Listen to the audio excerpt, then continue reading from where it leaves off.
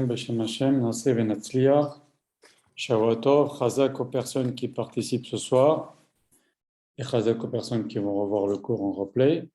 Donc, nous allons parler ce soir de la parashat Béchalach selon les enseignements de Rav Yeshua Yosef Pinto, ce qu'il a écrit sur le sujet dans ses livres et ce que j'ai pu bien sûr collecter dans ses cours. Je rappelle comme à chaque cours que c'est avec la permission et les encouragements du Rav que je donne ce cours en français sur Zoom.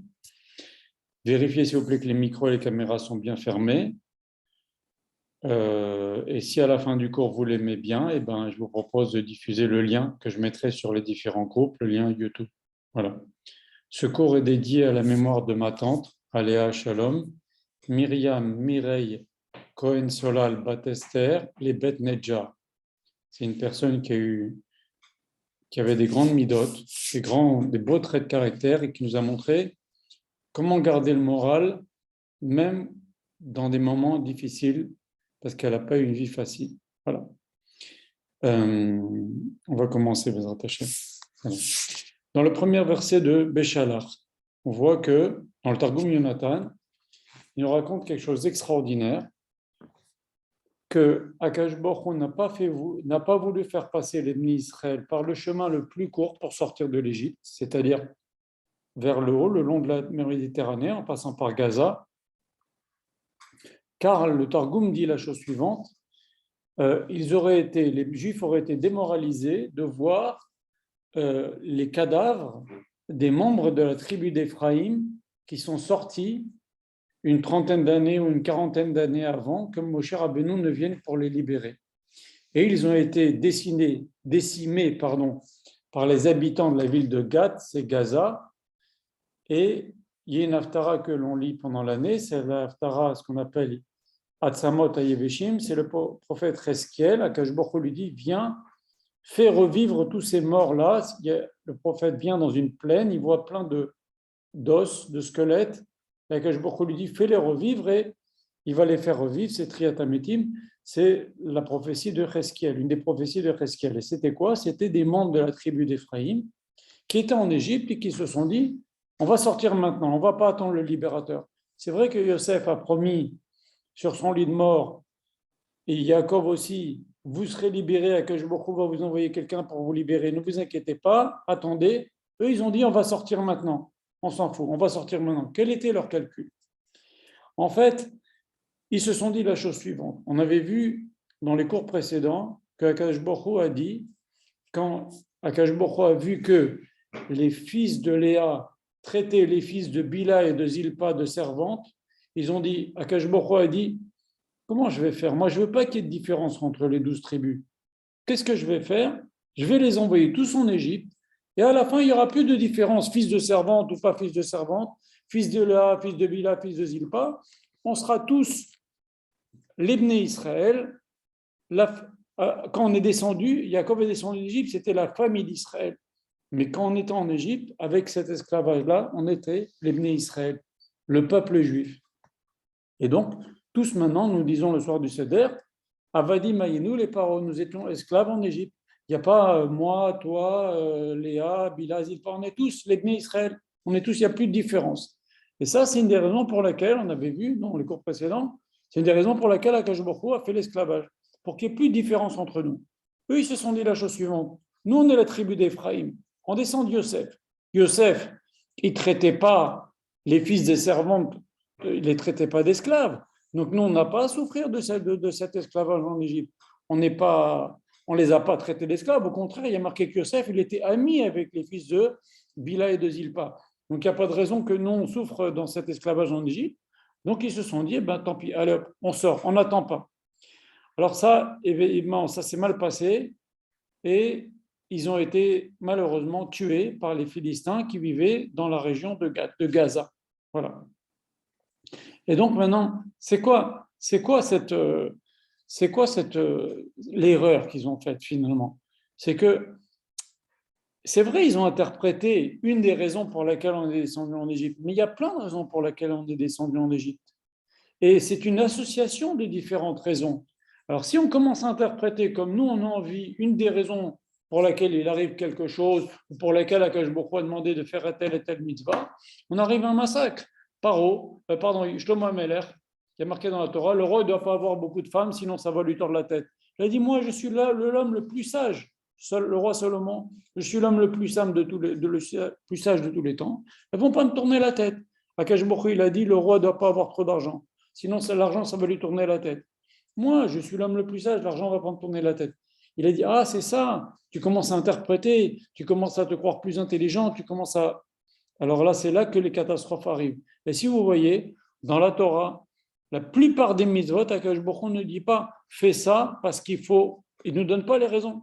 Dans la Torah, Akash Baruch Hu ne nous donne pas les raisons. Même dans il y a deux où Akash Baruch Hu nous donne il y a trois, les trois mitzvot du roi, Akash Baruch Hu donne les raisons à cause de ça. L'homme le plus sage de tous les temps, le roi Salomon, s'est trompé. Donc dès qu'on donne les raisons, on peut s'imaginer que nous, on est au-dessus de ces raisons-là et donc on n'est pas obligé de respecter ces commandements-là. Et il y a aussi deux autres, il y a marqué dans la mitzvah de Shiloh Haken, renvoyer la mère oiseau du nid, et aussi le respect des parents, afin que tes jours se prolongent. Mais bon, ce n'est même pas les raisons, c'est la récompense. Mais les raisons, voilà, c'est les trois mitzvot du roi. Il n'y a pas beaucoup de raisons. Il n'y a pas beaucoup de mitzvot à Akash Baruch Hu a donné les raisons. Et c'est exprès. Dès qu'on donne les raisons, on arrive à une catastrophe. Et Gemara a dit, un homme, il ne peut pas étudier. À l'époque, il n'y avait pas d'électricité. Ils étudiaient la lumière, ils étudiaient la Torah à la lumière d'une bougie ou à la lumière d'une bougie à huile. Et les Chachamim nous ont dit, le Shabbat, à l'époque où on étudiait à la lumière d'une bougie, on n'étudie pas à la lumière d'une bougie le Shabbat. Pourquoi? Parce que quand la bougie va s'éteindre, où il y aura un peu plus d'huile, on va un peu pencher la bougie pour que l'huile se concentre là où il y a la mèche et ça ravive la flamme. Et ça s'interdit de faire le Shabbat, c'est comme allumer. Et les Chachamim, il y a un Chacham, s'appelait, je crois, Rabbi Ishmael, qui a dit, non mais moi je ne vais jamais faire ça. Moi je suis un type digne. Moi, je ne touche jamais la mèche, je suis un noble, je ne touche pas la neige, je ne suis pas ric-rac comme ça à essayer de rattraper le fond d'huile, etc. Il a dit, moi, ça ne va jamais arriver. Ça lui est arrivé. Pendant Shabbat, il a bougé sa mèche, il a fait gouler l'huile vers la mèche pour que ça alimente. Et non seulement ça, et après, il a complètement oublié que c'était Shabbat. Il a pris un livre, il est sorti dans la rue avec le livre pendant Shabbat. Rabbi Ishmael. Donc, quand on donne les réponses, et c'est pour ça qu'on n'a pas donné les réponses, parce que quand on donne les réponses, l'homme il peut dire ah moi non, c'est pas, ça ne me concerne pas, etc. Voilà. Et donc eux ils ont interprété comme ça les membres de la tribu d'Éphraïm, ils ont dit ah c'est parce qu'il est traité de servante, nous on était de la tribu de Yosef, on ne les a pas traités de servante, on n'est pas concernés. Mais c'est un faisceau de raisons pour lesquelles on est descendu en Égypte. Tout d'abord, Akash Baruch Hu a dit Avraham Avinu, Brit Beta Betarim, l'alliance des morceaux, Akash Baruch Hu a dit. Quand Abraham Avinu a dit à Akash Baruch Hu, comment je vais savoir que je vais avoir cette terre, Akash Baruch Hu a dit, sache, ta descendance va être esclave en Égypte pendant 400 ans. Et ils vont avoir, ça va être difficile, ils vont sortir avec des grandes richesses. Donc déjà, ça date d'Abraham, ça date d'avant l'histoire des fils de là qui les traitaient d'esclaves. Même mieux, encore d'autres raisons. Quand Abraham Avinu, la Gemara donne plusieurs raisons. Quand Abraham Avinu a fait la guerre contre les rois, quand Lot a été kidnappé, il y a marqué, il a vidé, il a vidé tous ses élèves qui étaient en train d'étudier la Torah, il les a pris pour faire la guerre. Il y en a qui disent qu'il a pris que Eliezer, mais il y en a qui disent qu'il a pris tous ses élèves. Rachidi, 318 élèves. Et parce qu'il les a empêchés d'étudier la Torah, à cause de ça, on est descendu en Égypte, dit la Gemara. Et encore une autre raison, quand Yaakov a fait une alliance avec Lavan, Yaakov a juré sur son père, sur le Dieu de son père, sur le Dieu de son père, sur Akadosh Baruch Hu, sur le Dieu de Yitzhak, qui ne viendrait pas faire du mal à Lavan. Et Lavan a juré sur son avoda zara, qui ne viendrait pas faire du mal à Yaakov. Mais non seulement dans la Torah, à cause de ce serment qu'il y a eu entre Yaakov et Lavan, il y a le nom d'une idole qui figure dans la Torah. Et la Gemara dit parce qu'à cause de Yaakov, qui a fait une alliance avec Lavan, et Lavan a mentionné le nom de son idole dans cette alliance-là, et on l'a écrit dans la Torah, le nom de cette idole, à cause de ça, Akash Baruch Hu, il a fait descendre les enfants de Yaakov en Égypte. C'est ce qu'on dit d'ailleurs, Aravi, en allusion, Arami, Ovedavi. L'araméen, c'est cet avodazara qui est cité, cette idole qui est citée, le nom de cette idole qui est cité en araméen. À cause de ça, Ovedavi, on a été rendu esclave. Donc c'est tout un faisceau de raisons pour lesquelles on est descendu en Égypte. Il n'y a pas qu'une raison. Et eux, les membres de la tribu Ephraïm ils ont interprété comme eux ils voulaient. Et donc, ils se sont permis de sortir. Et ça, c'est une erreur. Nous, on n'est pas là pour interpréter. C'est bien qu'on essaie de comprendre les voies d'Akadosh Baruch Hu, mais si Yaakov, Yosef, qui sont les Chachamim, les Tzadikim, ils disent, ou même les Tzadikim, la génération, personne n'a voulu sortir. Ils ont dit, on attend. Yosef, Yaakov a dit, on attend le libérateur. On attend le libérateur. On ne commence pas à faire des calculs. Sinon, on arrive à des catastrophes. Voilà. Ça, c'est une première chose que je voulais expliquer aujourd'hui, dont le Rav va parler. Après, il y a marqué dans notre paracha, Vaikar Moshe et Atzmot Yosef. Moshe Rabbeinu a pris les ossements de Yosef. Pendant que Akash Baruch Hu, il a dit à Moshe, s'il te plaît, demande au Bnei Israël d'aller prendre les richesses des Égyptiens. On en a parlé la semaine dernière. Et pendant que les Juifs, avant de partir, ils allaient chez les Égyptiens et ils disaient, donne-moi tes richesses. Et les Égyptiens, c'est extraordinaire, il y a un rachat extraordinaire. Et les Juifs disaient, je sais, j'ai vu pendant l'après d'obscurité, là-bas, tu as 100 euros. Okay, les Égyptiens disaient, vas-y, prends 200 et pars. Il y a marqué, on a lu Shabbat, que les Égyptiens, ils ont poussé les Juifs dehors. Partez, partez, partez. Même Paro, à la fin, il a dit, partez, partez, partez. Alors que pendant longtemps, il a dit, non, non, non, non, non. Akash Baruch Hu, il a endurci son cœur. Et là, ils ont dit, partez. Et pendant que les Juifs récupéraient l'or et l'argent qu'il y avait en Égypte, parce qu'Akash Baruch Hu a promis justement à Abraham qu'on va sortir avec des grandes richesses, c'est tous les trésors que Yosef a accumulés. Si Hachem a pu qu'il y ait cette famine dans le monde entier et que tout le monde vienne en Égypte acheter, c'était pour que Akash Baruch Hu réalise cette promesse. L'Égypte est devenue un pays très riche et les Juifs ils sont sortis avec cette richesse pour accumuler, pour réaliser cette promesse. Et d'ailleurs, on avait dit, Akash Baruch Hu, il a dit à Moshe, demande aux Bnei Israël, pour que les Bnei Israël ne disent pas cette partie de la promesse, on va devenir des esclaves, Akash Baruch Hu l'a réalisé, mais l'autre partie de la promesse, on va sortir avec des grandes richesses, il l'a paralysé. Allez-y, allez demander. Donc les Juifs, pendant qu'ils vont demander de l'or et de l'argent, Moshe Rabbeinu, il va récupérer le cercueil de Yosef, les ossements de Yosef. Et sur ce, la Gemara et le Midrash disent la chose suivante, la Masechet Sota, en page 13, elle dit un verset, sur Moshe s'applique le verset qui dit Chacham lev ikach mitzvot. Celui qui a le cœur sage, il prendra des mitzvot. Alors il y a plusieurs questions sur cette Gemara, parce que les Juifs aussi, quand ils ont été prendre l'or et l'argent, ils faisaient des mitzvot. C'est Hachem qui a dit à Moshe, dit aux Juifs d'aller récupérer afin que je respecte ma promesse. Donc c'est une mitzvah, c'est un commandement d'Hachem d'aller récupérer l'or et l'argent avant de partir. Alors, eux aussi ils font des mitzvot. Pourquoi Moshe il est plus Chacham lev, il a plus le cœur sage d'aller récupérer des mitzvot? On peut dire tout simplement, Moshe Rabbeinu déjà, il a fait une mitzvah de récupérer le corps de Yosef, il n'avait aucun intérêt. Les autres, c'est vrai qu'ils faisaient une mitzvah, Hachem a demandé de récupérer l'or et l'argent, mais ils avaient été bien contents de le récupérer. Mais là, Moshe Rabbeinu, il a fait pour la mitzvah, il n'y avait pas d'intérêt. Il n'empêche qu'il a été récompensé. Moshe Rabbeinu, Akash Baruch Hu a dit, tu t'occupes de Yosef Hatzadik, du corps de Yosef Hatzadik, eh bien, Akash Baruch Hu lui-même personnellement, il va s'occuper d'enterrer Yosef. Et maintenant, on va revenir sur cette phrase-là de la Gemara qui nous dit que Chacham lev ikach mitzvot. Moshe Rabbeinu, d'abord, de toute façon, il ne pouvait pas prendre les richesses. Pourquoi? Parce qu'on dit, les Chachamim disent dans le Midrash, que la tribu de Lévi n'avait pas le droit de prendre les richesses. Qui devait prendre les richesses? C'est ceux qui étaient esclaves en Égypte pendant des années, pendant 86 ans. Mais la tribu de Lévi n'est pas devenue esclave. Non, ils ne se sont pas laissés rendre esclaves par Paro. Alors, de quel droit Moshe, on pourrait dire, ah, lui, il aurait pu prendre de l'or? Non, pourquoi il irait prendre de l'or? Il n'a pas le droit, il est Lévi. D'ailleurs, Korach, qui est un descendant de Lévi, qui donc n'était pas esclave en Égypte, il a pris l'or alors qu'il n'avait pas le droit. Et ça ne lui a pas donné la bracha, ça lui a tourné la tête, il s'est révolté contre Moshe, etc. La Gemara raconte une histoire extraordinaire que vous connaissez peut-être.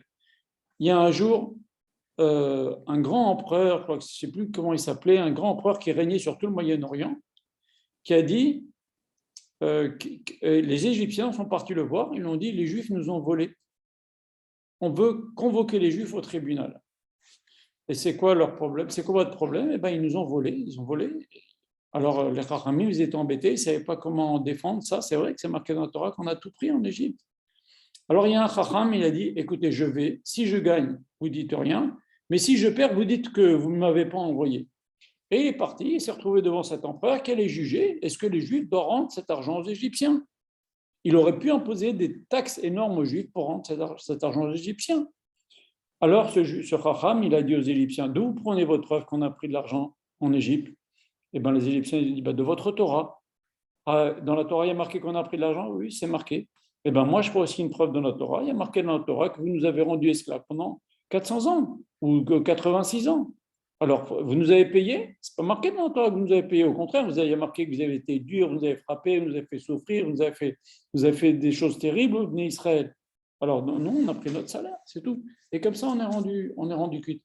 Donc, en fait, l'esclavage et la sortie avec des trésors sont liés. Mais la tribu de Lévi, qui n'était pas esclave, n'avait pas à prendre. Donc, Moshe Rabbeinu, pourquoi on dit qu'il a été chacham de prendre le cercueil de Yosef, il aurait pu prendre l'or? Non, il n'avait pas d'or à prendre, il est de la tribu de Lévi.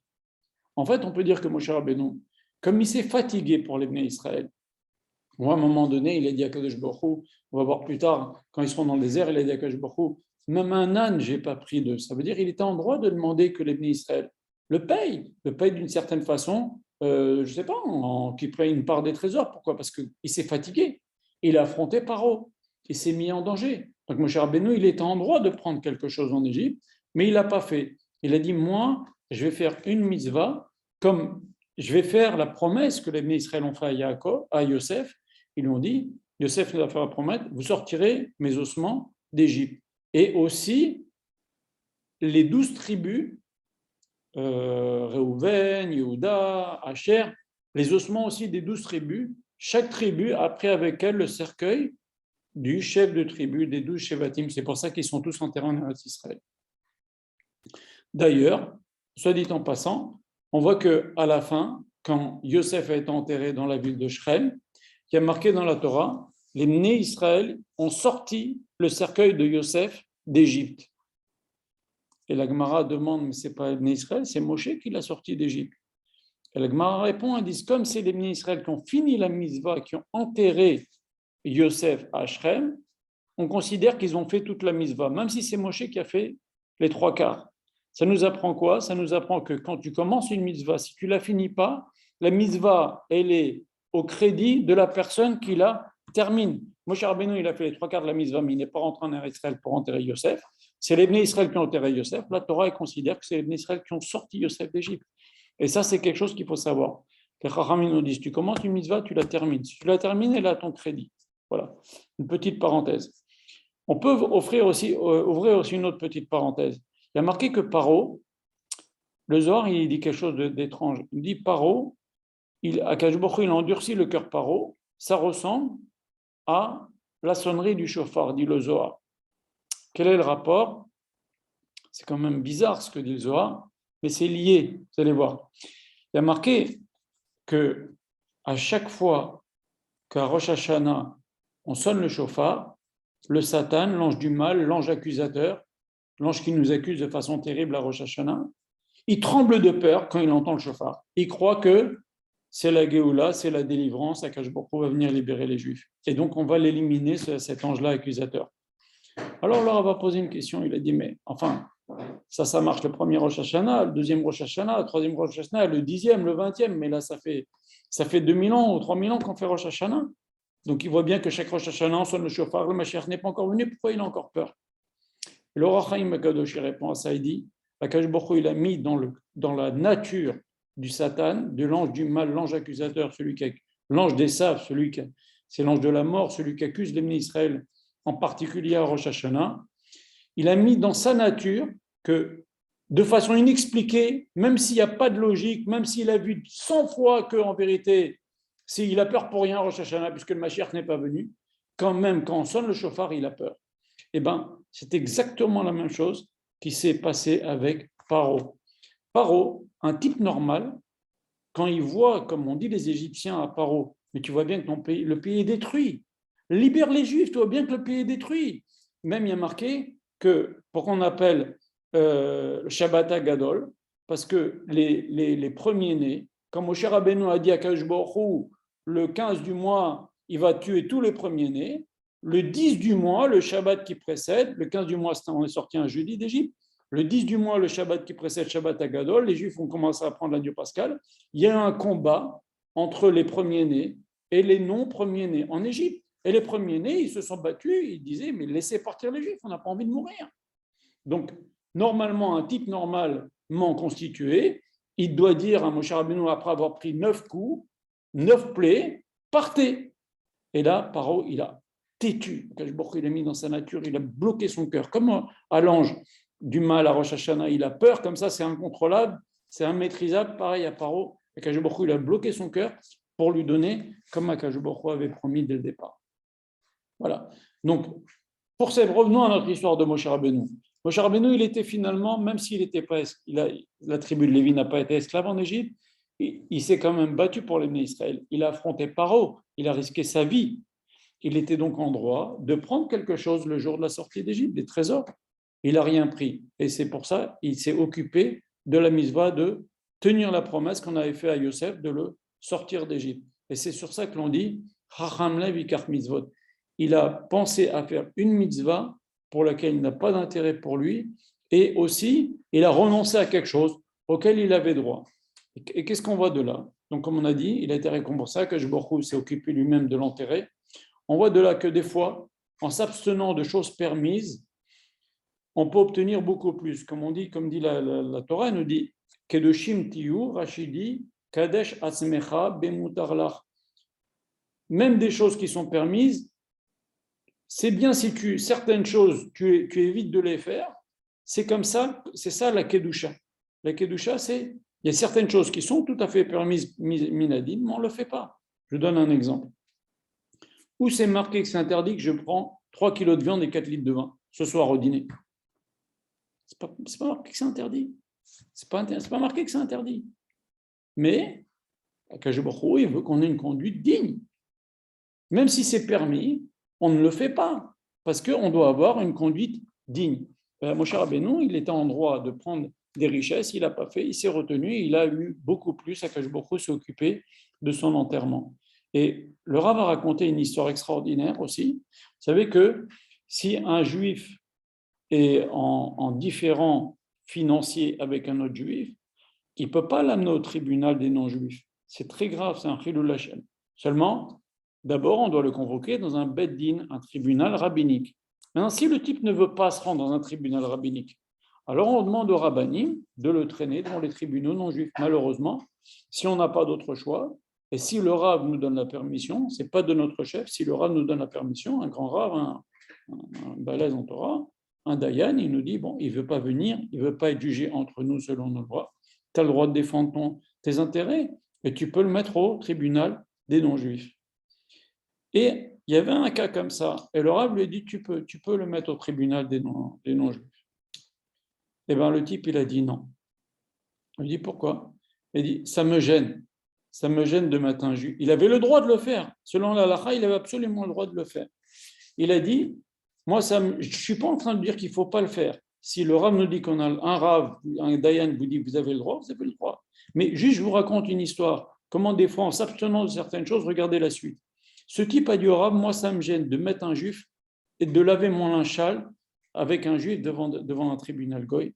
Et bien, le rav a raconté que ce juif-là, il a une bracha extraordinaire.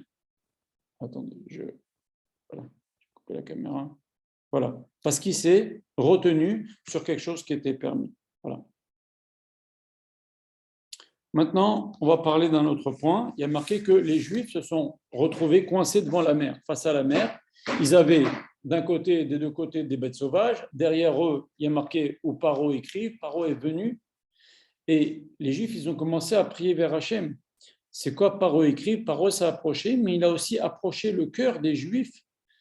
Il n'y a pas marqué Paro Karav, il y a marqué Paro écrive. Il a approché le cœur des Juifs vers Hachem. Les Juifs ont eu peur parce que depuis qu'ils sont sortis d'Égypte, ils ont arrêté de prier vers Hachem. On est sortis, on est sur la voie de la libération, super. Tandis que quand ils souffraient, quand ils étaient esclaves, ils priaient vers Hachem. Et là, Paro écrit, Paro a approché les Juifs vers Hachem. Il s'est approché, les Juifs ont eu peur, ils ont commencé à prier. Et les Juifs, il y avait différentes sortes. Il y en a qui disaient combattons contre les Égyptiens Et si on nous sauvait du côté du désert, je ne sais pas, trouvons des bateaux, trouvons une solution. Et Moshe Rabbeinu a commencé à prier vers Akadosh Baruch Hu. Et Akadosh Baruch Hu dit une phrase incroyable qu'on va lire si Dieu veut Shabbat prochain. Akadosh Baruch Hu a dit à Moshe, Matitzak Elai, pourquoi tu cries vers moi? Pourquoi tu t'adresses en prière vers moi? Avancez dans la mer. Alors c'est bizarre parce que à longueur de cours, on le dit dans le groupe, je l'ai dit, le Rav, c'est connu dans tous les livres, la tfila, la prière, c'est super important. Quand tu as un problème, tu pries vers Akadosh Baruch Hu, tu fais une mitzvah. La Torah, la mitzvah de la Torah, c'est pas de faire l'amida. L'amida, c'est le Chachamim, la Tchek Neset Agdola qui ont écrit le texte de l'amida, qui est un texte qui fait passer la tfila vers le haut. Très bien, mais un juif qui, par exemple, le matin, avant de faire sa mida, il dit à Kadosh Baruch Hu, aide-moi à retrouver ma montre, j'ai perdu ma montre, par exemple, je ne trouve plus mes tefilines, par exemple, eh bien, il a fait la mitzvah de la Torah, de la tefila. Maintenant, quand il fait la mida, ce n'est pas de la Torah, puisqu'il a déjà fait une prière à Kadosh Baruch Hu. C'est nos chachamim qui ont écrit le texte de la mida. Donc, s'adresser à Kadosh Baruch Hu quand on a des difficultés, c'est une mitzvah de la Torah. Donc voilà que Moshe Rabbeinu, l'Ibn Israël, il commence à crier vers Hachem, au secours, aide-nous, Akadosh Baruch Hu. Et Akadosh Baruch Hu dit, arrêtez, priez pas, pourquoi tu pries? Ne prie pas. C'est étrange quand même, parce que c'est tout le contraire de ce qu'on a appris jusqu'à maintenant. C'est une mitzvah de prier. Alors le Rav explique ainsi, selon le Zohar Kadosh. Il dit que, vous savez que on avait lu que on avait lu il y a 2 cours, que Moshe Rabbeinu avait obtenu auprès de Paro que les Juifs respectent le Shabbat. Comme on dit, Smach Moshe bematnat Trelko. Moshe Rabbeinu avait été chez Paro, il avait obtenu que les Juifs respectent le Shabbat. Et les Juifs, donc le Shabbat, ils ne travaillaient pas dans les champs, dans les constructions, etc. Ils avaient un jour de repos. Ils se réunissaient dans des bêtes knessiot, le Midrash lisait des Megillot, où il y avait marqué que le libérateur va venir, etc. Ils racontaient l'histoire d'Abraham, Srek, Yaakov. Et on disait qu'il va y avoir un libérateur, comme des Megillot de Purim. Très bien. Après la traversée de la mer, donc les Juifs sortent le jeudi, ok, il y a un Shabbat au milieu, et ils se retrouvent au bout de 7 jours, chez le Pessah, le 7e jour de Pessah, devant la mer, c'est là que arrive notre histoire. Et pendant ces 7 jours-là, donc il y a eu un Shabbat au milieu. Et Akadosh Baruch Hu, déjà, il a ordonné aux Juifs, déjà, ils ont pu respecter un peu mieux Shabbat, puisqu'ils étaient plus esclaves déjà, ils sont sortis. C'était entre le premier jour et dernier jour de Pessah. Et il y a une grande différence entre Shabbat et Yom Tov. Vous savez que Yom Tov, à l'époque, c'est nous qui décidions quand Yom Tov tombait. Il y a marqué Ele Moadé Asher, Hashem, Asher Tikreu Otam. Voici les fêtes d'Hachem que vous appellerez. Quand nous, on décide, en voyant la nouvelle lune, quand on va être le Rosh Chodesh, c'est donc nous qui allons décider quand va être le 10 du mois qui va être Kippour, quand va être le 15 du mois qui va être Sukkot, quand va être le 15 du mois quand va être Pessah, etc. C'est nous qui décidons. Asher Tikreu Otam, Al Tikra Otam, El Atem. C'est nous qui décidons. C'est nous qui fixons le Rosh Chodesh, et en fonction du Rosh Chodesh, il y aura le mois, les fêtes qui vont être pendant ce mois-là. Et donc, si vous voulez, ça vient du bas. C'est nous qui décidons quand on aura les fêtes. Par contre, Shabbat, tu veux ou tu veux pas, le vendredi soir, le soleil se couche, c'est Shabbat. Ça vient d'en haut. Et donc, les Juifs, maintenant, ils ont respecté un Shabbat entre le moment où ils sont sortis d'Égypte, le premier jour de Pessah et le 7e jour de Pessah. Et la force de ce Shabbat-là fait que les Juifs n'avaient même plus besoin de prier pour mériter ce miracle qu'Akadosh Baruch Hu va leur ouvrir la mer. C'est ça qu'il dit à Moshe. Akadosh Baruch Hu a dit à Moshe, pourquoi tu t'adresses à moi? Ça y est, vous avez déjà fait ce qu'il faut, vous avez respecté Shabbat. La force de Shabbat fait que maintenant, je vais vous faire un miracle. Tu n'as pas besoin de prier. Alors ça, c'est extraordinaire. Il faut savoir que le Shabbat, ça donne une force extraordinaire pour la semaine qui vient. On dit c'est Mekor Aberacha. Il y a eu combien d'histoires comme ça? La plus belle chose que quelqu'un déjà, il respecte Shabbat, il verra la bracha dans la semaine qui vient. Ça, c'est obligatoire. Et il y a encore autre chose qu'on peut apprendre de ce passage. C'est que quand Akadosh Baruch Hu dit à Moshe, pourquoi tu t'adresses à moi? Pourquoi tu cries vers moi? Pourquoi tu pries vers moi? Avancez. On peut apprendre aussi quelque chose de ce passage extraordinaire. C'est qu'il y a des moments où il ne faut même pas prier. Il faut s'en remettre à Akadosh Baruch Hu. C'est ça qu'Akadosh Baruch Hu nous demande ici. Il n'y a même pas à prier. Remettez-vous à moi. Avancez, avancez. Et c'est ce qu'a fait Narshon. Narshon est venu, il est venu, il est rentré dans l'eau jusqu'à que l'eau lui arrive là. Finalement, l'eau est ouverte. Et c'est ça qu'Hachem voulait. Allez-y, allez-y, allez-y. Ni vous priez, ni rien du tout. Faites-moi confiance. Et ça, c'est quelque chose qui arrive dans la vie de chaque juif. Il y a des moments, c'est ce qu'on appelle le bitachon. C'est-à-dire, j'ai la émouna à Kadosh Baruch Hu. Maintenant, je vais la traduire en acte. Comment? Je vais laisser faire à Kadosh Baruch Hu. Je mets ma confiance en lui. Je n'ai plus peur de rien. Je sais qu'Akadosh Baruch Hu va gérer. Ça s'appelle le bitachon. La émouna, c'est l'arbre. Le Chazon Ish dit, la émouna, c'est l'arbre. J'ai des connaissances, j'ai des croyances, j'ai des choses que j'ai vues, l'intervention d'Akadosh Baruch Hu. Dans ma vie, j'ai réfléchi, j'ai analysé, c'est ma émouna. Ok. Et maintenant, comment je la traduis en acte? C'est quoi le fruit de cette arme? C'est le bitachon. Il y a des moments où on ne peut rien faire. Même prier, c'est presque plus bas, dit le Baal Shem Tov, que d'avoir le bitachon. Dire En od milvado. Il n'y a qu'Akadosh Baruch Hu qui peut me sortir de cette situation-là. Je m'en remets à Akadosh Baruch Hu. Et c'est ce que conseille de faire Rabbi Chaim de Volodjin, le Baal Shem Tov. Quand il y a un problème, on est coincé, on dit maintenant Akadosh Baruch Hu, moi je me remets entre tes mains, je ne peux plus rien faire. Ça a dû vous arriver, ça arrive à tout le monde. C'est une très grande force, c'est une très jolie de faire ça, c'est très bien, ça s'appelle faire bitachon. Le Baal Shem Tov, il a écrit un texte, je le mettrai à l'occasion, c'est où on dit à Kadosh Baruch Hu, voilà Kadosh Baruch Hu, maintenant j'ai peur de ça, de ça, de ça. Je sais qu'il n'y a que toi, Kadosh Baruch Hu, qui peut régler cette situation-là. Alors maintenant, je m'en remets à toi, comme c'est marqué, Ashlech al Hashem yavecha veyukalkelecha. Remets en Hashem ton fardeau et lui te sortira d'affaire. Maintenant, je n'ai plus peur à Kadosh Baruch Hu, je m'en remets à toi. Comme c'est marqué, béni soit la personne qui a confiance à Kadosh Baruch Hu, et Hashem sera le gâtera parce qu'il a eu confiance en lui. Et donc, ça, c'est une très grande chose. Et c'est ça qu'Akadosh Baruch Hu aussi a voulu nous montrer à Moshe. Il lui a dit, Matitsa Kelai, pourquoi tu pries? Ça ne sert à rien. Vas-y, avance. Aie confiance. Jette-toi à l'eau. Remets-toi à moi. Et ça, c'est une leçon extraordinaire pour chaque juif. Il y a des moments dans la vie où on doit se dire, maintenant, je n'ai plus peur, je me remets entre les mains de Akadosh Baruch Hu et j'attends de voir la délivrance. C'est ce que dit mon cher Beno, il a dit, Itatzvu,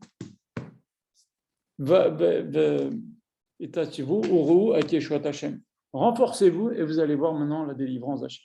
Alors regardez ce que dit David Ameler. Vous savez que le Rav a dit quelque chose d'extraordinaire.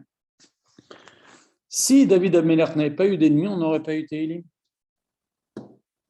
Tout le Tehillim, c'est David Ameler qui raconte tous les problèmes qu'il a eu avec tous ses ennemis, les épreuves qu'il a eues dans la vie, etc.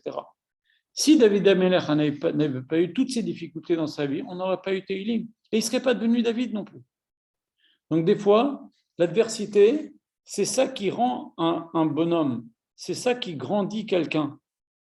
Vous comprenez? Moshe Rabbeinu, pareil, il a eu des problèmes avec Datan Vaviram, il s'est sauvé, il a vécu 60 ans en exil, 10 ans en prison, etc. Ou Yosef, 10 ans en prison, ok. Mais c'est vrai que c'est difficile. Pour eux, ça a été difficile. Mais ça en a fait un Yosef Hatzadik, ça en a fait un Moshe Rabbeinu, ça en a fait un David Ameler. Si c'était des gens sans problème en vacances comme ça sous les palmiers, ils ne seraient pas devenus ce qu'ils sont devenus. C'est parce qu'ils ont eu des problèmes. Et quand on lit le Sefer Tehillim, ça raconte tous les problèmes que David Ameler a affrontés, tous les problèmes. Il a eu des soucis, des difficultés. Il le dit d'ailleurs. Tous les problèmes, ils sont venus sur moi. Regardez ce que dit le Tehillim 13. Et ça correspond avec ce qu'on est en train d'expliquer, qu'il y a des moments où il faut s'en remettre à Kadosh Baruch Hu. Regardez ce que dit le Tehillim 13. Je vous le lis. Deuxième verset du Tehillim 13. Vous pourrez lire à votre tour. Il nous dit la chose suivante. Adana Hashem tishkacheni netzach. Akadosh Baruch Hu, jusqu'à quand tu vas m'oublier? Adana tastir et panecha mimeni. Akadosh Baruch Hu, jusqu'à quand tu vas voiler ta face? Ça veut dire que tu ne t'occupes pas de moi. Akadosh Baruch Hu répond, Adana asit et sod benafshi. Jusqu'à quand toi tu vas faire des plans? C'est exactement la même chose qu'on est en train d'expliquer maintenant. Tant que l'homme, il se dit, je vais faire ci, je vais faire ça, j'ai un plan A, un plan B, un plan C, un plan D, Akadosh Baruch Hu dit, vas-y, je te laisse. Quand l'homme, il dit, je ne peux plus rien faire, il n'y a que Akadosh Baruch Hu qui peut m'aider, là, Akadosh Baruch Hu, il intervient. Mais tant que l'homme dit, moi, je peux me débrouiller, alors Hachem me dit, vas-y, débrouille-toi. Et il te laisse. Voilà. Encore un petit point. dans notre paracha. Il y a marqué Vayar Israël et Ayad Egodula, Asher Asa Hashem Bemisraim. Le peuple a vu la grande main qu'Akadosh Baruch Hu a fait en Égypte. C'est quoi cette grande main? C'est quoi cette grande main qu'Akadosh Baruch Hu a fait en Égypte? Vous voulez dire c'est les plaies? C'est possible. On le dit dans la Gada de Pessah. Voilà, il y a marqué Zetzba Elohim, Chamesh, 5 fois plus en Égypte, et 5 fois plus sur la mer, etc. Bon, ok, d'accord. Mais on peut voir encore autre chose. Qu'est-ce qui s'est passé? C'est quoi cette grande main en Égypte? Vous savez que le Midrash dit la chose suivante. Quand Tzipora, Tzipora, Yocheved, la mère de Moshe, a mis Moshe dans le Nil, dans ce petit berceau, il y a Myriam qui l'a suivi. Il y a Bithia, la fille de Paro, qui en avait marre de la cruauté de son père et qui commençait à se rapprocher du judaïsme. Elle a voulu se tremper au mikvé pour se convertir au judaïsme. Elle est partie avec ses servantes pour s'approcher, se tremper au mikvé dans le Nil. Et elle a vu ce bébé qui était loin d'elle.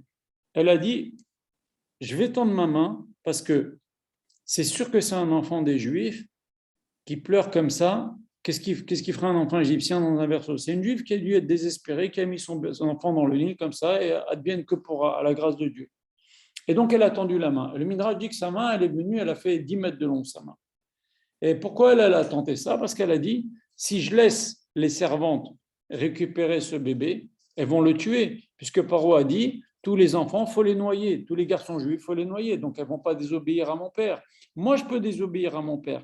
Donc, elle a tendu la main. Et c'est ça, les Bnei Israël, Vayar Israël, au moment où on a traversé la mer, dans Aziachir Moshe, juste avant Aziachir Moshe, il y a marqué Vayar Israël et Aya Gadoula. Les Bnei Israël, ils ont vu la grande main qu'Hachem a fait en Égypte. C'est quoi? C'est la grande main de Bithia qui a sauvé Paro.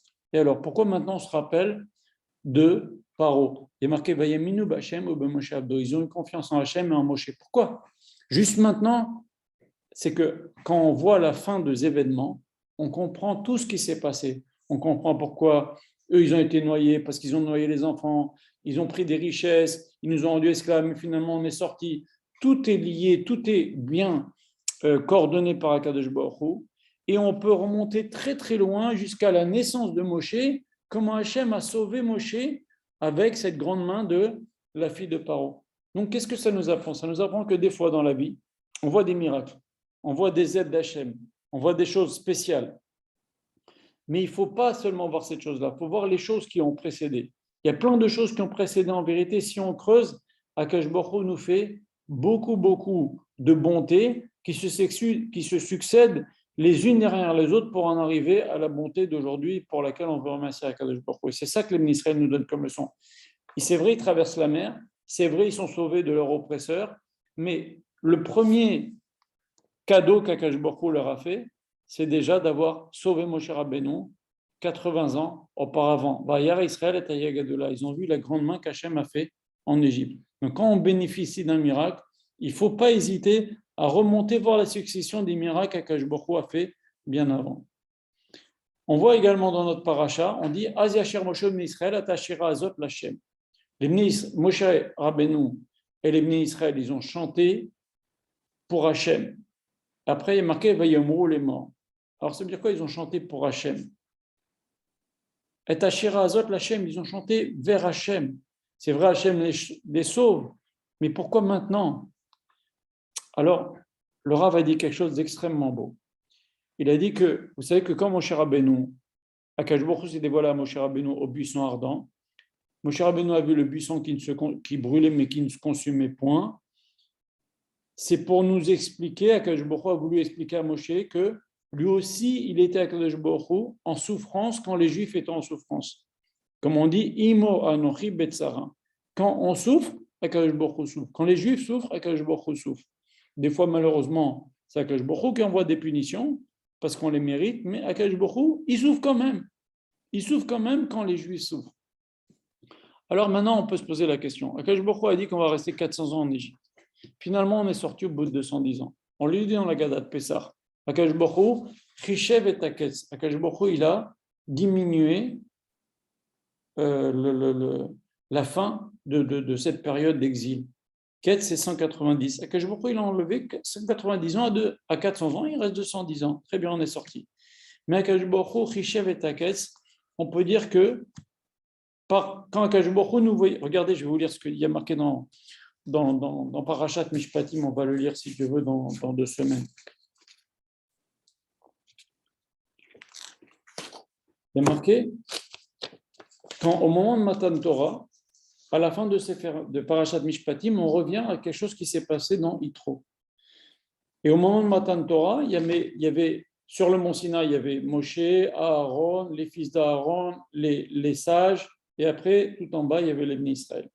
Et il y a marqué que ceux qui étaient très près, ils ont vu Akadosh Baruch Hu. Et au lieu de baisser les yeux comme Moshe Rabbeinu, ils ont trop regardé. Et c'est ce que dit le verset. Il est marqué. Ve'aletzile bnei Israël o shalach yado. Parmi les élus des Bnei Israël, Akadosh Baruch Hu n'a pas puni le jour de Matan Torah. V'yechezu et Elokim, v'yochlu v'eshtu. Ils ont vu l'Éternel, ils ont mangé, ils ont bu. Rachid, ils n'ont pas mangé, ils ont bu au moment de Matan Torah. Mais ils se sont nourris de cette vision de la Shekhinah, alors qu'il fallait un peu moins regarder, chercher à regarder trop comme ça. Et juste avant le verset, il est marqué, ils ont vu le trône d'Hachem, il est marqué, Ve'yoru et Eloké Israël, ils ont vu le Dieu d'Israël, Ve'tachat Raglav, au pied de son trône, Kemaase Livnat Asapir, comme une brique en saphir. Au pied du trône d'Hachem, il y avait comme une brique en saphir. C'est marqué dans le Sefer Torah. Alors, qu'est-ce que ça veut dire, dit Rashi? C'est quoi cette brique en saphir? Rashi dit,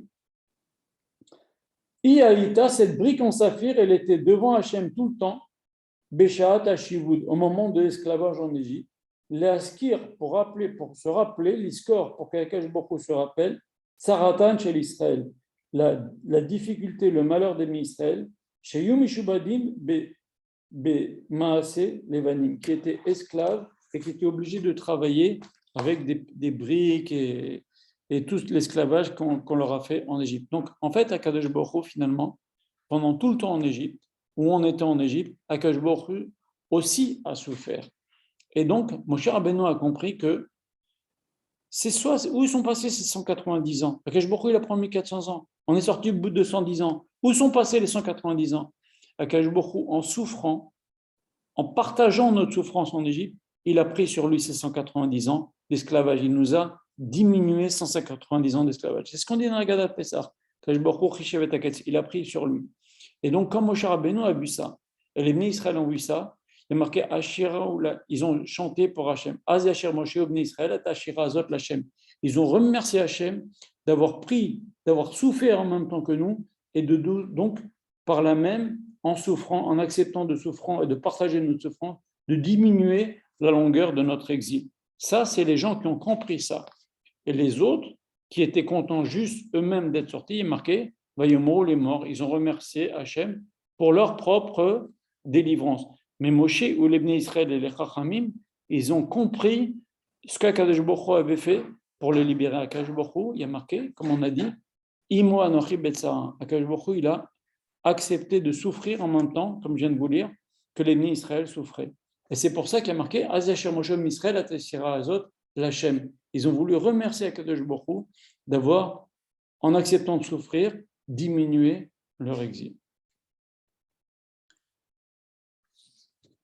On va encore dire 2 ou 3 petits points. Il y a marqué dans la paracha Veibku Amaim. Les eaux se sont fendues. La Gemara dit quelque chose dans Masechet Sota, en 2e page, il nous dit Amar Rabba Bar Chana, Amar Rabbi Yochanan.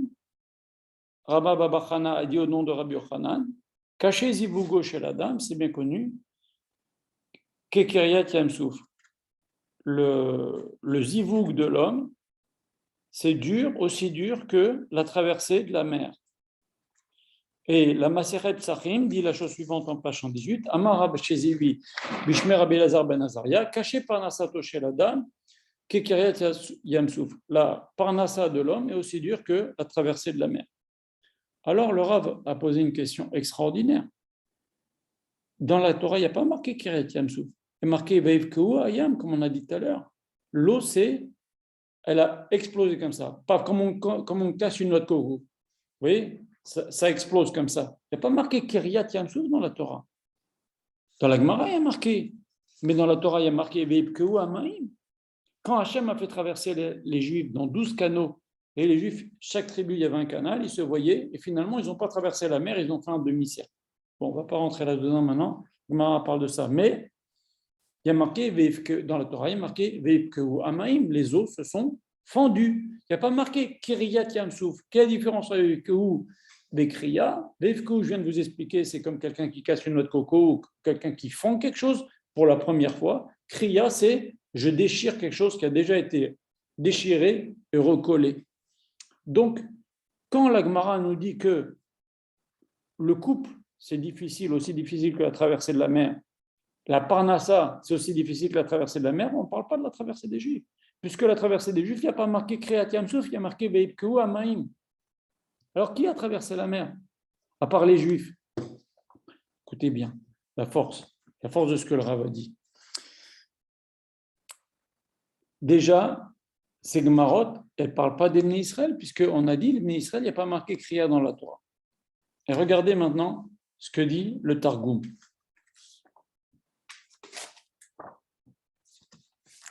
Quand les Bnei Israël sont sortis d'Égypte, au bout de quelques jours, Paro il les a chassés. Paro a repris ses esprits, il a dit, mais qu'est-ce qu'on a fait de laisser partir les Juifs et de leur donner tous nos trésors? Mais qu'est-ce qu'on a fait? Regardez ce que dit Paro. Va'amar Paro l'Ibni Israël. Paro a dit aux Bnei Israël, Nibuchim ben Baaretz. Ils sont perdus dans le désert. Sagar alayim bamidbar. Ils se sont enfermés dans le désert, ils sont perdus. Je relis le verset. Vayomer Paro l'Ibni Israël. Paro, il a dit aux Bnei Israël. Mais quels Bnei Israël? Ils sont partis déjà.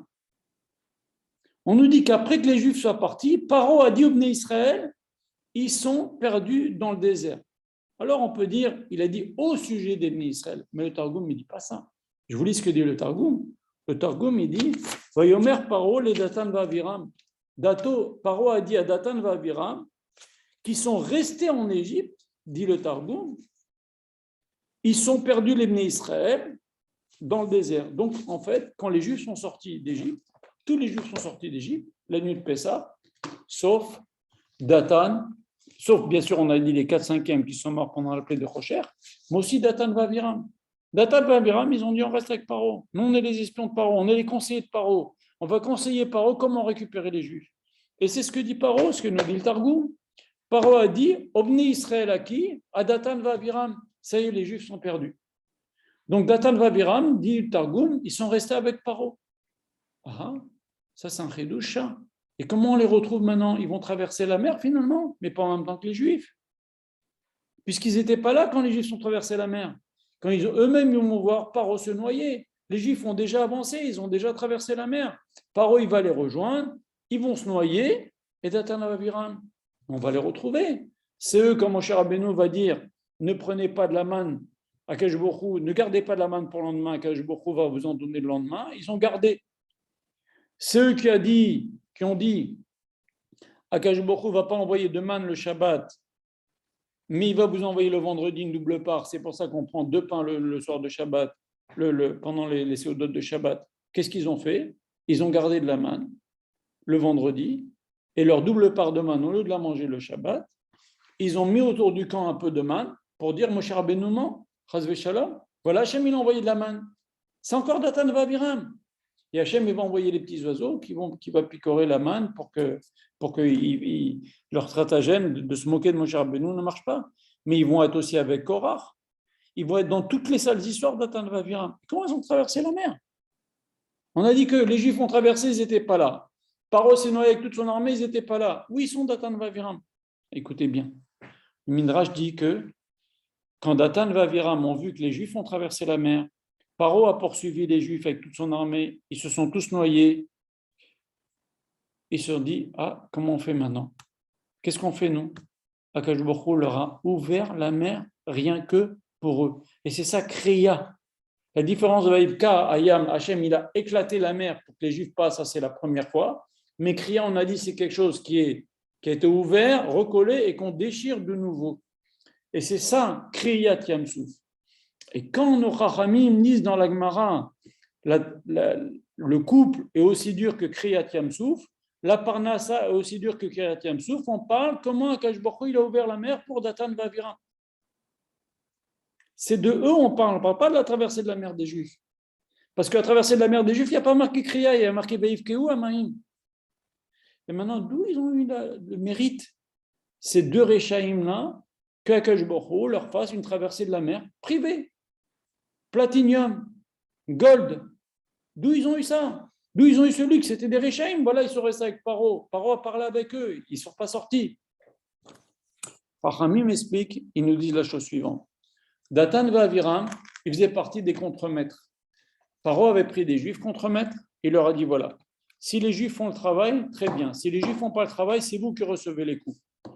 Et donc, on va vous frapper. Et vous, pour ne pas recevoir des coups, vous allez donc frapper l'Ibn Israël pour qu'ils fassent le job.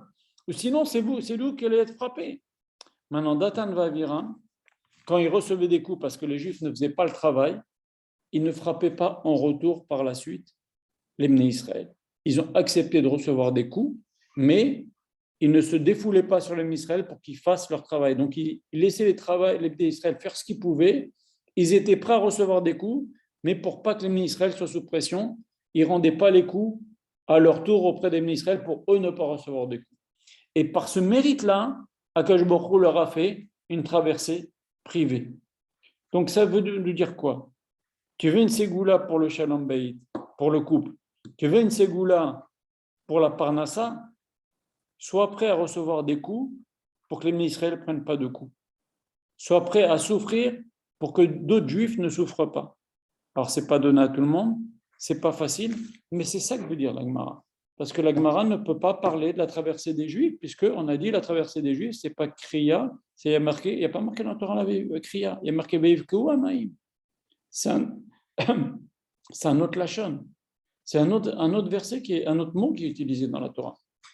Et donc, la force de ce raisonnement du Rav est de nous dire, tu veux une réussite spéciale dans la Parnassa, une réussite spéciale dans le Zivouk, quand les Chachamim nous disent c'est aussi dur que la traversée de la mer qu'Akash Baruch Hu a fait pour Datan de Aviram parce qu'ils ont accepté de recevoir des coups, c'est pas seulement la Parnassa, trouver un job, c'est la difficulté de la Parnassa de tous les jours. Quand on nous dit Zivougo chez la dame, c'est dur comme la traversée de la mer de Datan de Aviram, c'est pas seulement trouver son conjoint, c'est la vie en couple qui est dure tout le temps. Et donc, il faut mériter que ça se passe bien au niveau de la Parnassa, au niveau du couple. Comment? En étant prêt, en faisant des sacrifices pour les autres. Alors, quand on dit, ce n'est pas forcément recevoir des coups. Des fois, c'est difficile de s'occuper des autres. Des fois, quelqu'un qui s'occupe de faire des shalom bayit avec les gens. Des fois, quelqu'un qui s'occupe d'avoir un truc de gmilut rasadim, okay? De faire des paniers. Ça lui fait des nuits à 2 heures du matin. Il y en a qui préparent des cours, etc. Souffrir un peu pour faciliter la vie d'autres juifs, c'est une ségoula pour avoir une bonne parnassa, un équilibre dans le foyer. En vérité, c'est 2 choses très importantes. Quand un juif il a un équilibre dans son foyer, ou une juive, et dans la parnassa, déjà le type il est déjà un peu plus stable dans sa vie. C'est des choses très importantes. Et donc, il ne faut pas hésiter à faire un sacrifice de soi pour les Bnei Israël. Et quand on fait ça, on mérite beaucoup de brachot d'Akadosh Baruch Hu, notamment dans le couple et dans la parnassa. Je termine avec 2 petits points. Il y a marqué que les Bnei Israël, quand ils ont traversé la mer, ils ont marché 3 jours sans eau. Et ils étaient angoissés, ils ont crié vers Moshe, ils ont dit, mais on va mourir de soif, 3 jours dans le désert, comment on va faire?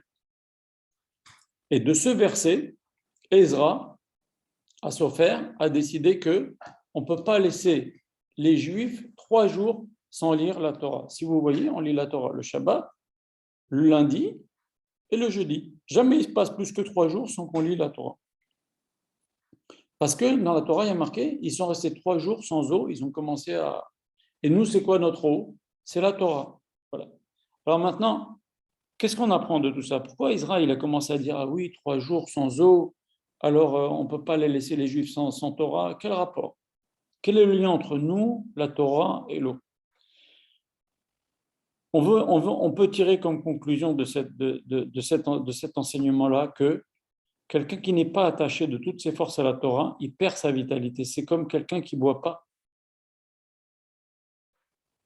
Le lien avec Akash Baruch Hu, si on n'étudie pas la Torah, eh ben il s'effrite, il se délite, et elle ressent un vide. Et donc le juif, il commence à faire n'importe quoi. Il va dans une secte, il va voir les témoins de la Java, il va à Katmandou, il va en boîte de nuit, il cherche à calmer son âme a besoin de quelque chose. L'âme réclame la nourriture. Alors, la nourriture, c'est l'étude. Alors on leur fait lire la Torah une fois tous les 3 jours, mais il y a 1000 choses pour calmer l'âme. Il y a la drogue, il y a les écrans, il y a les achats compulsifs, on va acheter ça, on a besoin de truquer. Il y a les réseaux sociaux, il y a les Facebook, il y a je ne sais pas quoi, il y a les jeux, il y a les rencontres, il y a je ne sais pas.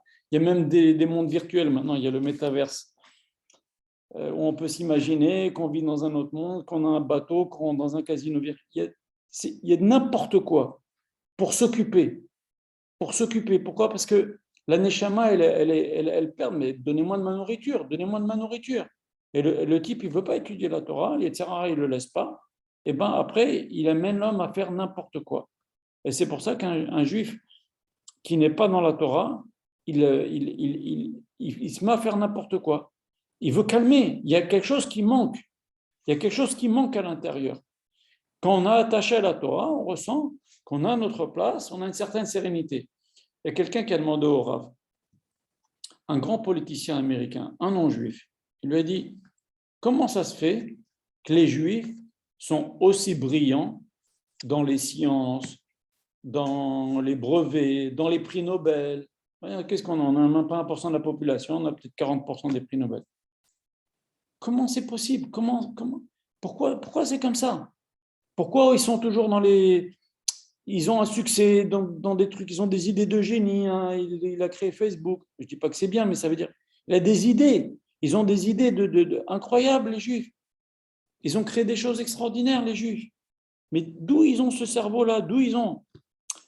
Le Rav a répondu comme ça. Il a dit, Akash Baruch Hu, il a donné dans le cœur des Juifs une âme. C'est ce qu'on vient d'expliquer tout à l'heure. Et cette âme-là a soif de Torah. Et Akash Baruch Hu, il a donné aussi un cerveau pour pouvoir comprendre la Torah, un cerveau qui peut aller vite et fort et loin. Pour comprendre la Gemara qui est difficile, c'est des raisonnements compliqués, etc. Maintenant, si le type ne met pas sa tête dans la Torah, son cerveau et sa capacité cérébrale, il les a toujours. Madame, je vous en prie, il faut arrêter la vidéo. Voilà. Ses capacités cérébrales, il les a toujours.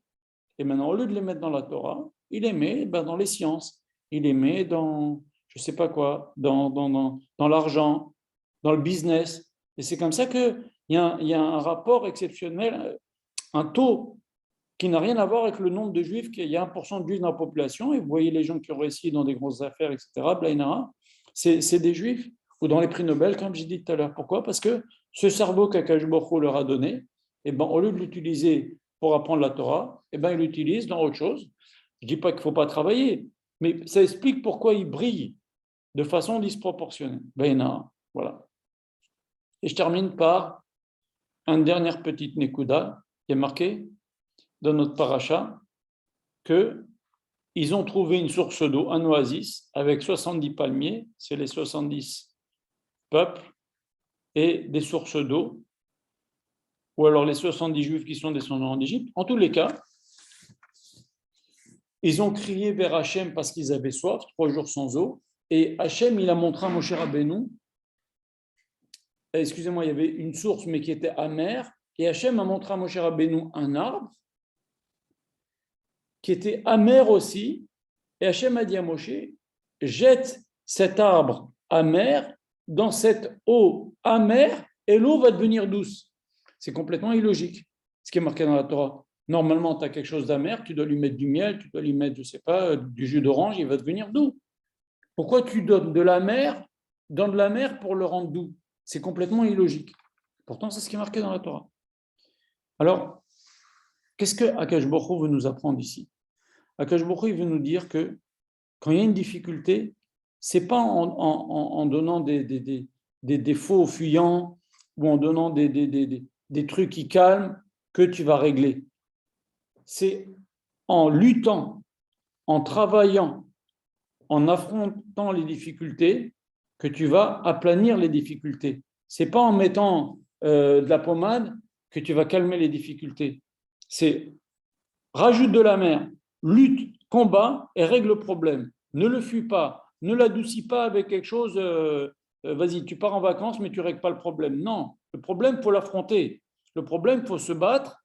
Et en rajoutant de la mer sur la mer, tu vas vraiment arriver à l'adoucir en réglant quelque chose. C'est comme quelqu'un qui est malade, Dieu préserve, s'il se laisse aller, c'est vrai, c'est confortable, c'est doux. Mais sa maladie, elle va descendre. S'il se bat, il fait du sport, il prend les médicaments, il fait des efforts, il se bat, eh bien, c'est amer. C'est une lutte, mais il va s'en sortir. Donc, si les difficultés, elles ne s'aplanissent pas comme ça, avec du doux. Elles s'aplanissent en résistant, en restant fort, en travaillant, en luttant. Tout le reste, ce sont des rêves. Donc, pour conclure ce qu'on a appris aujourd'hui, j'ai fait un cours court d'une heure, Baruch Hashem. On a dit aujourd'hui que il n'est pas bien d'expliquer les raisons d'Akadosh Baruch Hu avec notre cerveau humain. On doit accepter les décisions d'Akadosh Baruch Hu avec Mimout, comme Hachem les envoie, pas comme a fait la tribu d'Éphraïm. Des fois, il y a plusieurs choses qui se conjuguent ensemble. On a appris aussi que Moshe Rabbeinu, avec l'histoire de Moshe Rabbeinu, que des fois, en s'abstenant de choses permises, on peut obtenir encore beaucoup plus. On a appris aussi quand les Juifs se sont retrouvés devant la mer et ils se sont jetés, Akadosh Baruch Hu a dit ne priez pas, jetez-vous, que des fois il faut s'en remettre à Akadosh Baruch Hu complètement, c'est ça le bitachon. On a appris aussi que quand les Bnei Israël ils ont vu le miracle qu'il y a eu dans la traversée de la mer, ils se sont rappelés Ataya d'Agdola, c'est quoi? C'est le miracle qu'Hachem a fait, pas maintenant, le miracle il remonte de très très loin déjà quand la fille de Paro a tendu sa main. Donc, Akadosh Baruch Hu, des fois, tu vois un nes maintenant, tu vois un miracle qu'Akadosh Baruch Hu te fait, une bonté qu'Akadosh Baruch Hu te fait, mais en vérité, c'est quelque chose, c'est une succession de bonnes choses qu'Akadosh Baruch Hu t'a fait. Il ne faut pas hésiter à remonter, si tu réfléchis, toutes les bontés qu'Akadosh Baruch Hu a fait, toute la séduction de bonté qu'Akadosh Baruch Hu t'a fait bien avant. On a dit que les Israël ont chanté parce qu'ils étaient contents qu'Akadosh Baruch Hu arrêtait de souffrir, parce qu'Akadosh Baruch Hu a pris des souffrances sur lui, entre guillemets, quand on a lu au pied du trône d'Hachem, Akadosh Baruch Hu se rappelait l'esclavage, Ima Anochi Betzara. Les Bnei Israël ont loué Asher al Hachem, ils ont chanté pour Hachem, pour le remercier qu'Akadosh Baruch Hu, il a pris sur lui des souffrances pour nous diminuer nos 400 ans d'Égypte, ça n'a duré que 210 ans. On a vu aussi dans notre cours que si tu fais une ségoula extraordinaire pour avoir une bonne parnassa et une vie de couple épanouie, eh ben, accepte de souffrir pour aider des Bnei Israël. Souffrir, ce n'est pas forcément physiquement, c'est faire des efforts, comme on a dit, s'occuper de trucs communautaires. Un type qui est gabaï dans une synagogue ou qui est balcoré, il doit préparer une lecture, alors ça va lui prendre la lecture de la Torah de Shabbat, ça va lui prendre du temps. Ok, bah, tu fais un effort pour les autres. Tu es président de communauté, il faut gérer les finances de la synagogue. Tu es président d'un dangmar, tu donnes des cours. Ce que tu fais comme effort pour les autres, pour leur faciliter les choses, par exemple la compréhension de la Torah, ou qu'ils aient de quoi passer Shabbat, ce que toi tu fais comme effort pour les autres, c'est ça qui fait que Akadosh Baruch Hu, il t'aidera dans ta parnassa, il t'aidera dans ton couple. Comme on a vu Datan Aviram, ils ont accepté de recevoir des coups, même si c'était des Rechaïm, même si c'était des traites, Akadosh Baruch Hu, il a fait une ouverture de la mer privée rien que pour eux.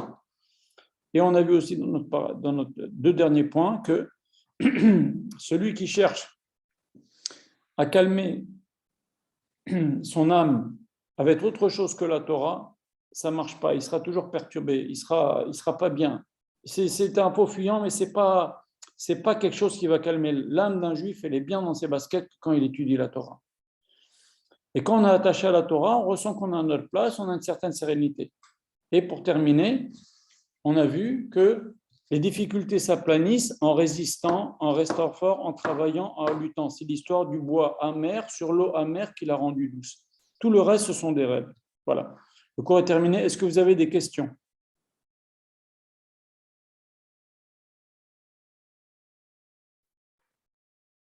Il y a des questions ou pas? Alors, Shavua Tov. Shavua Tov.